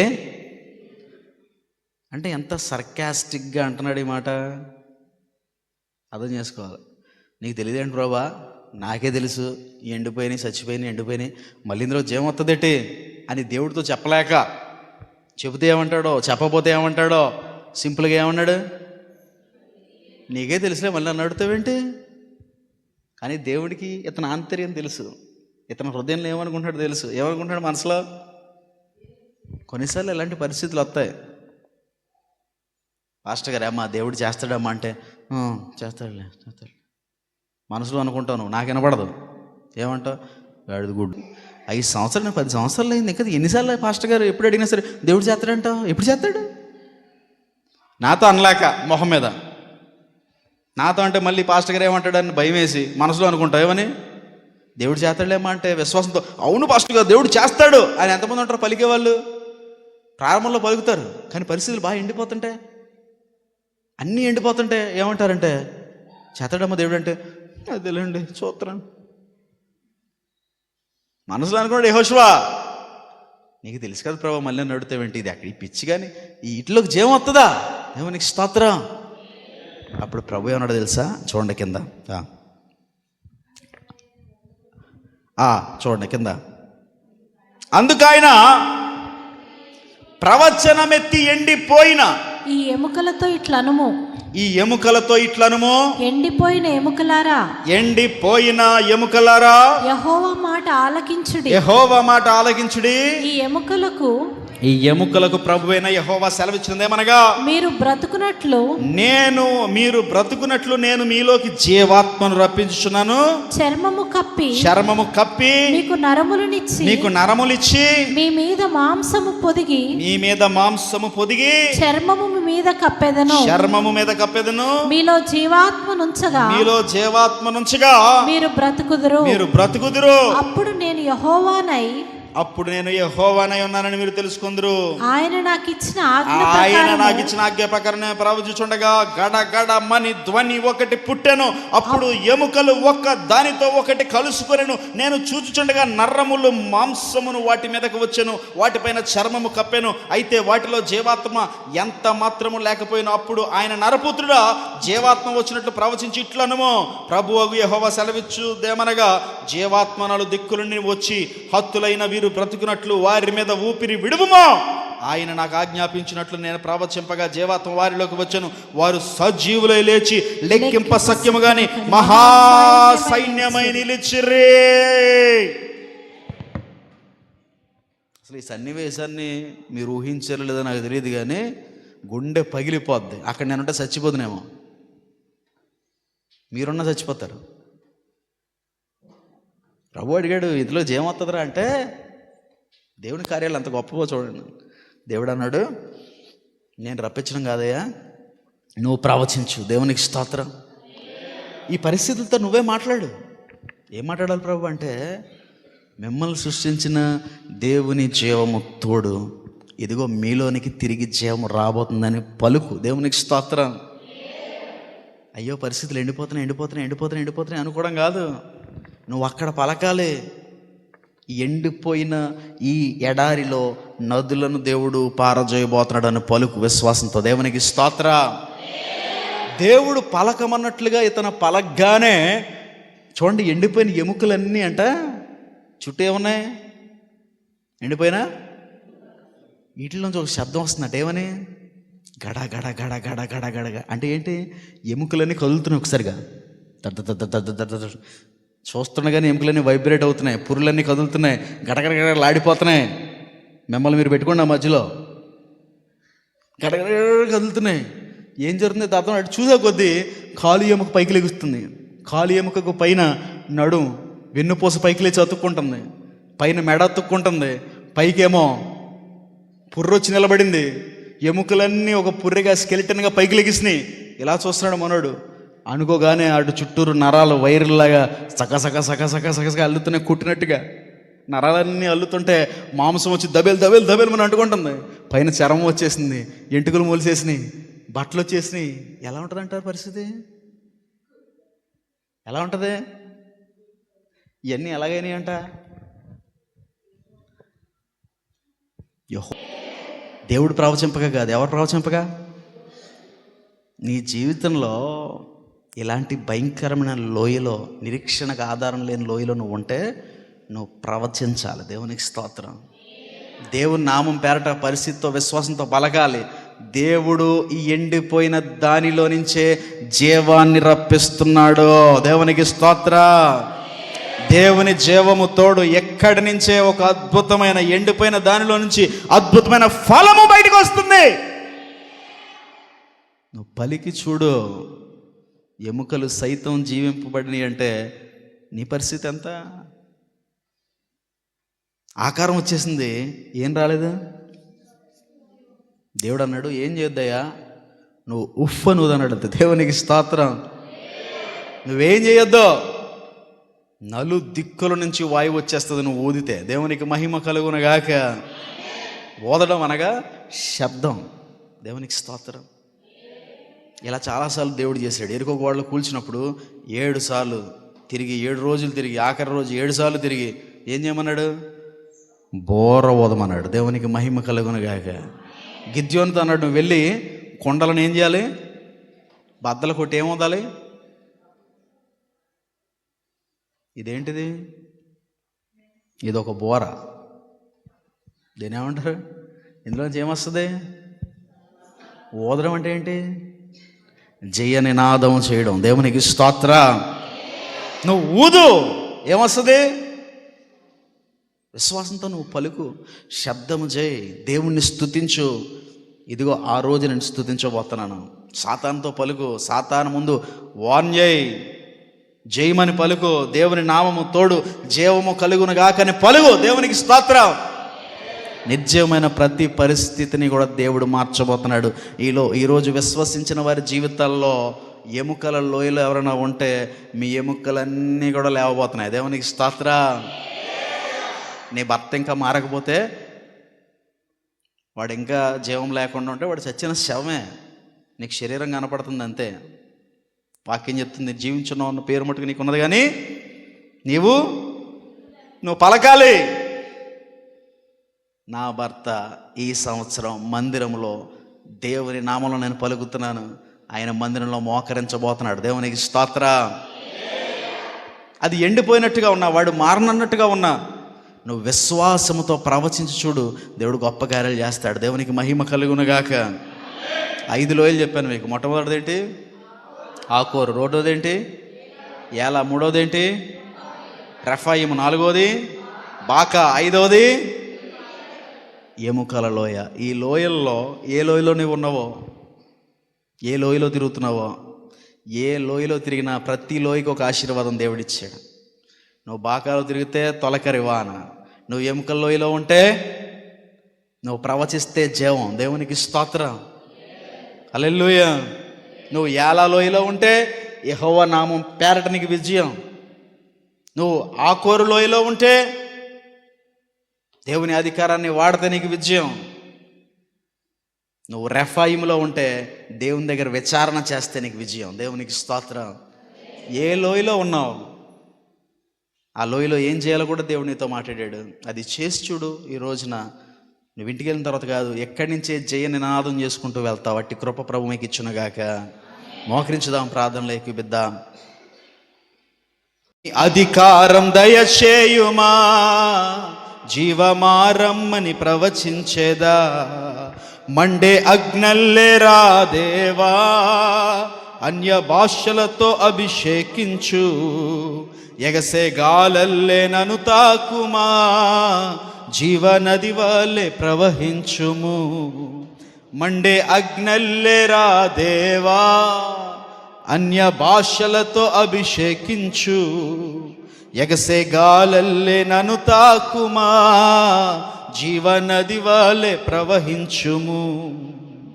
అంత్యకాల అభిషేకం సర్వజనుల కోసం, కోతకాల దినములివి, తండ్రిని ఆత్మతో నింపుమా. అడుగుతాం ప్రభుని. ఎముకల లోయలో ఉన్నానయ్యా, నేను రెఫైములో ఉన్నానయ్యా, ఆకోరులో ఉన్నానయ్యా, ఏలాలో ఉన్నానయ్యా, బాకాలో ఉన్నాను ప్రభువా. నా జీవితం అంతా కన్నీరే. ఈ కన్నిటిలో నేను వేరే సుఖాలను ఎన్నుకుని నా సాక్ష్యాన్ని పాటు చేసుకున్నాను. ఈ బాధల్లో వేరే సప్లిమెంట్స్ వైపు వెళ్ళాను. వేరే దారులు వెతుకుని బాధపోవడానికి, వేరే స్నేహాలను వెతుకుని బాధపోవడానికి, వేరే దారులు వెతుకుని బాధపోవడానికి, కన్నీరు పోవడానికి నేను వెనక్కి తిరిగి వెళ్ళిపోయాను. కానీ ప్రభువా, ఈ బాధను అనుభవించి బలి యాగముగా నా సాక్ష్యాన్ని నీ ముందు పెట్టుంటే, ఇదిగో తొలకరి వాన కుమ్మరించి దీవెనతో కప్పేవాడివి నాయన. నేను పోగొట్టుకున్నాను తండ్రి, నన్ను క్షమించండి. తిరిగి మళ్ళీ నిలబడతాను. తిరిగి మళ్ళీ ఈ బాకాలో ఇలానే ప్రయాణం చేస్తాను. గాయాలు పాలైనా, దెబ్బలు తగిలినా, ఇదిగో నిష్కలంకమైన గొర్రెను నేను బలియాగం ఇచ్చుటకు నా క్యారెక్టర్ని, నా సాక్ష్యాన్ని నేను కాపాడుకుని సియోనికి చేరుతాను. నీ ముందు నేను కనిపరుచుకుంటాను. తొలకరి వానలో నేను తడుస్తానయ్యా. తీర్మానించుకో. నీ కన్నిటిని నాట్యముగా చేస్తాడు. నీ కన్నిటిని మారుస్తాడైనా. కంగారు పడద్దు. నువ్వు ఆ కోరులోయలో ఉన్నావా? దేవుడు నీ వెంబడి ఉన్నాడు. ఆ శ్రమగల లోయలో, ఆ భయంకరమైన లోయలో విడుదల ఇచ్చుటకు దేవుడు ఎప్పుడు సిద్ధంగానే ఉన్నాడు. నువ్వు వెనుదిరిగిపోకు. విశ్వాసముతో ఉండు, విశ్వాసముతో ఉండు. దేవుడు గొప్ప విజయం నీకు ఇస్తాడు. ఏలా లోయలో నువ్వు ఉన్నావా? భయపడుతున్నావా గొలియాతును చూసి? ఒక గొలియాతును కాదు, 100 మంది గొలియాతులను తరిమి తరిమి చంపినవాడు దావీదు. విచారణ చేశాడు దేవుని దగ్గర. ఏం చేయాలో అడిగాడు దేవుని దగ్గర. ఏం చేస్తానో చెప్పాడు దావీదు. ఏం చేస్తానో, ఏం చేయగలనో చెప్పాడు దేవుడు. నీతో కూడా మాట్లాడతాడు. నువ్వే విజయం సాధించగలవో దేవుడు చెప్తాడు. నేను ఎలా నిలబెట్టాలని తెలుసు, ఏ మార్గంలో వెళ్ళాలో తెలుసు. దావీదు అన్నాడు, నువ్వు అటువైపు వెళ్ళకు దావీదు, ఇదిగో వెనకాల కంబలి చెట్ల మధ్యలోంచి వెళ్ళి దొరుకుతారు వాళ్ళు. నువ్వే మార్గంలో వెళితే విజయాన్ని సాధించగలవో దావీదుతో చెప్పిన దేవుడు నీతో కూడా చెప్తాడు. ప్రియ దేవుని బిడ్డ, భయపడకో. అది ఎంత గొప్ప గొలియాతైనా నువ్వు దాన్ని హతమార్చగలవో. నువ్వు రెఫాయిము లోయలో ఉంటే విచారణ చేయి. నువ్వు ఏలా లోయలో ఉంటే దావీదు పలికినట్టుగా, యెహోవా జీవము తోడు, ఈ దినమే నిన్ను నా చేతికి ఆయన అప్పగిస్తున్నాడు. పలుకు. నువ్వు బాకాలో కన్నీరు కారుస్తూ వెళుతూ ఉంటే విడిచిపెట్టకు నీ ప్రయాణాన్ని. తొలకరి వానతో ఆయన సిద్ధంగా ఉన్నాడు. ఇంకెంతకాలం ఈ కన్నీరుని బాధపడకు. తొలకరి వాన నీ కోసం సిద్ధంగా ఉన్నది. నువ్వు నిరీక్షణ లేని ఎముకల లోయలో వెళ్తుంటే ప్రభు మాట్లాడుతున్నాడు, ప్రవచించు, ప్రవచించు. నీకు ఆయన ఇచ్చిన అధికారంతో ప్రవచించు. ఆయన నామం ఎత్తి ప్రవచించు. ప్రవచించాలి, ప్రవచించాలి. నీ పరిస్థితిలో ప్రవచించు. నా దేవుడు ఇది చేయబోతున్నాడు. నా దేవుడు జీవమును రప్పించబోతున్నాడు. జీవింపజేయబోతున్నాడు. నన్ను జీవముతో నింపబోతున్నాడు. నా దేవుడు దీన్ని చేస్తున్నాడు. ప్రవచించు. గొప్ప కార్యాలను చూడబోతున్నా.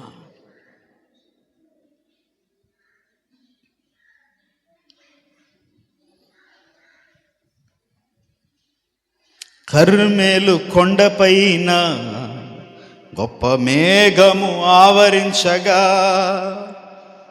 అహబు భయపడినా అగ్నివర్షము కుమరించుమా, మండే అగ్నెల్లెరా దేవా, అన్య భాషలతో అభిషేకించు, ఎగసే గాలల్లే నన్ను తాకుమా, జీవనది వలె ప్రవహించుము.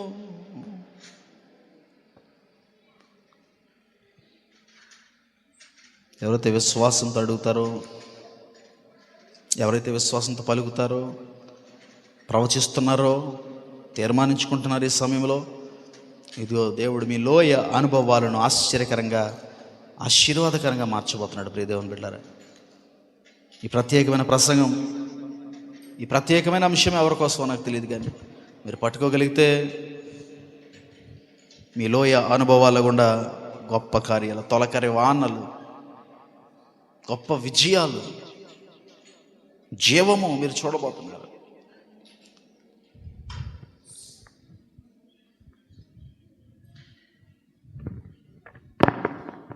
తీర్మానించుకున్నవారు, కన్నీటితో మీ జీవితాలను సమర్పించుకున్నవారు, సిద్ధంగా ఉన్నవారు, రుచి కొరకు